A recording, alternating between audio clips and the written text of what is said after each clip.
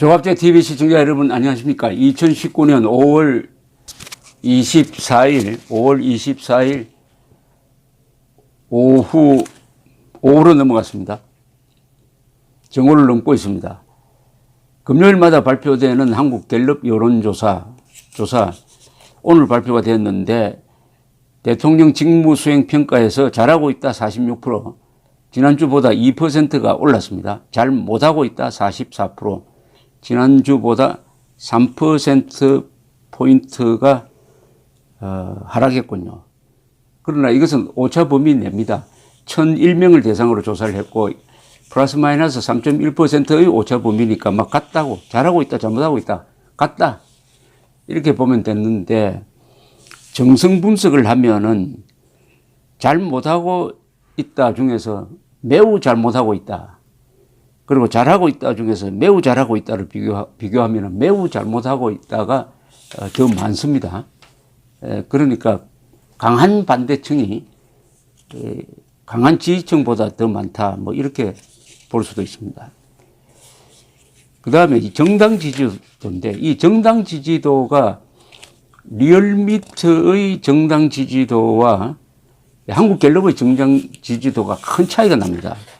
큰 차이가 나는데 이게 조사 방법의 차이인지, 어쨌든 리얼미터 조사에서는 자유한국당 지지율이 갤럽 조사 지지율보다도 한 10%포인트 높게 나옵니다. 높게. 더불어민주당 지지율은 거의 변함이 없는데, 그게 좀 이상하면서 이 두 여론조사의 조사 방법에서 큰 차이가 있겠는데, 이건 결국 내년 총선을 해봐야 합니다. 총선이야말로 가장 큰 여론조사입니다. 총선이야말로 가장 확실한 여론조사입니다. 갤럽이 이번에 정당 지지도 조사를 항상 같이 발표하는데, 정당 지지도는 현재 더불어민주당이 36%, 자유한국당 24%, 무당층 24%, 정의당 9% 이렇게 나와 있습니다. 더불어민주당은 2%포인트 전주에 비해서 줄어들었고, 자유한국당은 같고, 정의당과 바른미래당은 각 1%포인트 올랐다 이렇게 되어 있습니다. 그러니까 더불어민주당 지지 36, 자유한국당 24, 바른미래당 5%, 평화민주당 0.4%, 정의당 9%, 무당층 24%, 기타 1% 이렇게 되어 있습니다. 이걸 조금 시점을 넓혀서 본다면은, 즉 6개월간의 이 흐름을 보면 6개월 전 2018년 11월에 더불어민주당 지지가 44%였으니까 8%포인트 빠졌습니다. 그리고 그때 작년 11월에 자유한국당 지지가 14%였어요. 14%인데 지금 24%니까 10%포인트가 늘었습니다.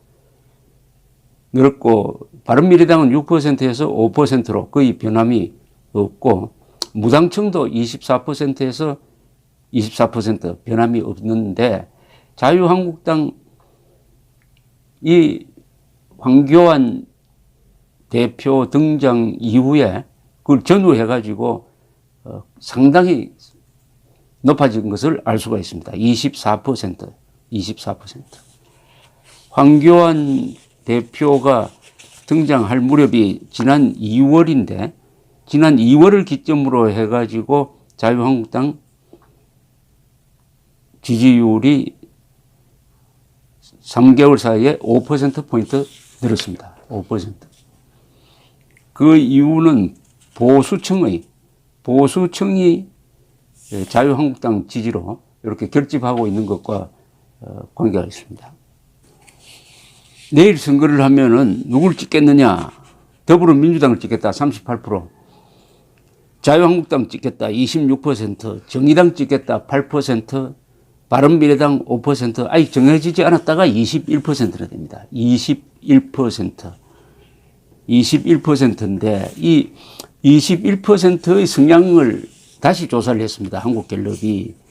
그랬더니 21% 중에서 21%의 15%, 15%는 자유한국당을 찍겠다고 그랬고 21%의 13%는 더불어민주당을 찍겠다고 그랬고 27%의 중에서 7%는 바른미래당, 2%는 정의당, 민주평화당 1% 이런 경향을 보이는데 나머지 62%는 아직 그렇게 물어도 아직도 지지정당 확실하게 정해지지 않았다 이렇게 답을 했는데 대충 보면은 약간 21%의 성향이 약간 보수 중도가 많은 것 같습니다. 그래서 이 부동층을 어떻게 잡느냐에 의해서 내년 총선이 정해질 것이다. 따라서 그동안에 절망적으로 보였던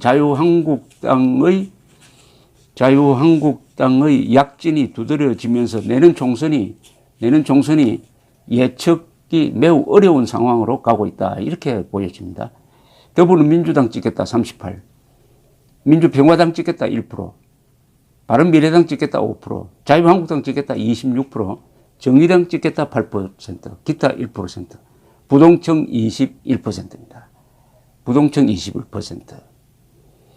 자, 이제 앞으로 한 10개월 남았습니다. 10개월 남는 기간 동안에 문재인 정권은 국가 예산을 또는 국가 정책을 총동원해가지고 내년 총선에서 이기기 위한 일종의 득표 활동에 국가 예산과 국가 정책을 현재처럼 동원하면서 심하게 할 겁니다. 심하게. 또는 가끔 수사기관을 이용을 해가지고 정치적 목적의 어떤 의도를 가지고 선거에 영향을 끼치는. 왜냐하면 내년 총선에서 만약 문재인 정권이 이 더불어민주당이 과반수를 얻지 못했을 경우에 일어날 사태, 그게 더구나 문재인 정권 말기와 이렇게 겹쳐지니까 레임덕을 가속화시킨다. 이것과 연동되어 있을 때 내년 총선은 단순히 정권을 결정하는 것이 아니고 자유민주주의, 반공자유민주주의 체제를 지키느냐 지키지 못하느냐의 분수령이 되니까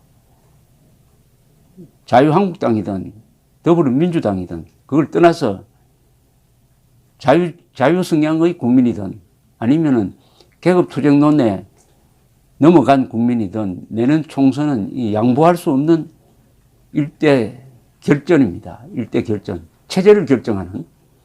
체제라는 것은 삶의 양식을 결정하는 겁니다. 지금 남북 간의 대결 구도는 민족 사회 정통성이 어디 있느냐? 그리고 삶의 양식을 사회주의적 삶을 살 거냐?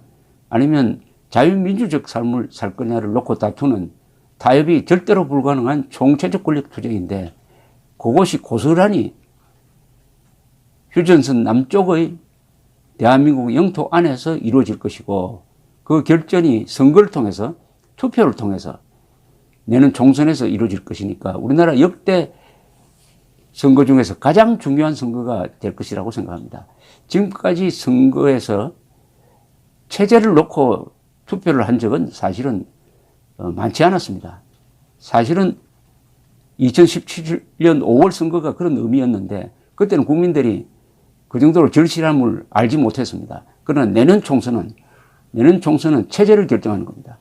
공산주의식으로 살 거냐, 사회주의식으로 살 거냐, 또는 민중주의적으로 살 거냐, 계급투쟁론적 삶을 살 거냐, 아니면 자유민주주의적으로 살 거냐, 시장경제를 놓고 살 거냐, 언론의 자유, 그리고 사법부의 독립을 인정할 거냐, 사유재산권을 인정하느냐, 마느냐, 이게 다 우리 국민들의 생명, 재산, 자유와 직결되는 선거인데 현재로서는 자유진영의 정당이 불리합니다.